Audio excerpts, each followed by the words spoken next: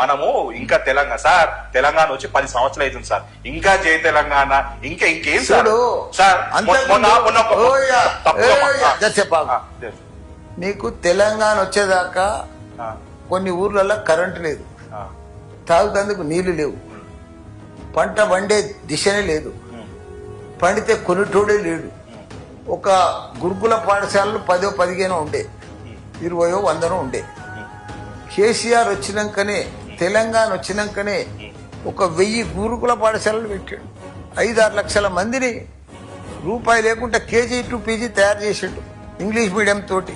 అట్లా ప్రతి గ్రామాన్ని 12,769 గ్రామాలు ఉంటే ప్రతి గ్రామానికి గ్రేవ్ యార్డు, డంపింగ్ యార్డు, క్రీడా మైదానం, తాగునీరు, సాగునీరు, 24 గంటల కరెంటు తీసుకొచ్చిన ఘనత కేసీఆర్.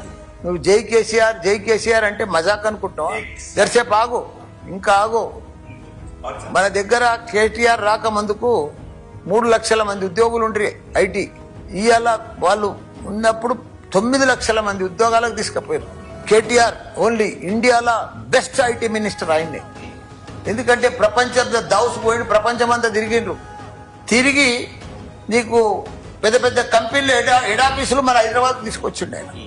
ఇదంతా అంతకుముందు ఏడుండే ఇవన్నీ కంపెనీలు మన దగ్గరకు వచ్చినాయి. తెలంగాణ ఉండేనా? నీకు 24 గంటలు నీళ్లు ఉండేనా? కరెంట్ ఉండేనా? 75 ఏళ్ళు వచ్చింది స్వాతంత్రం అయ్యి. ఎక్కడ పోయింది అప్పుడంతా? కేసీఆర్ వచ్చేపటికనే ఇవన్నీ వచ్చినాయి బాబు. యాది పెట్టుకో. నువ్వు ఇవాళ ఇంత రూపాయలతో మాట్లాడుతున్నా కూడా కేసీఆర్ తోటి. కేసీఆర్ వచ్చేపటికనే అంత పవర్ వచ్చింది, అంత ఇండిపెండెంట్ వచ్చింది. పర్ క్యాపిటల్ ఇన్కమ్ భారతదేశంలోనే పెరిగింది తెలంగాణ.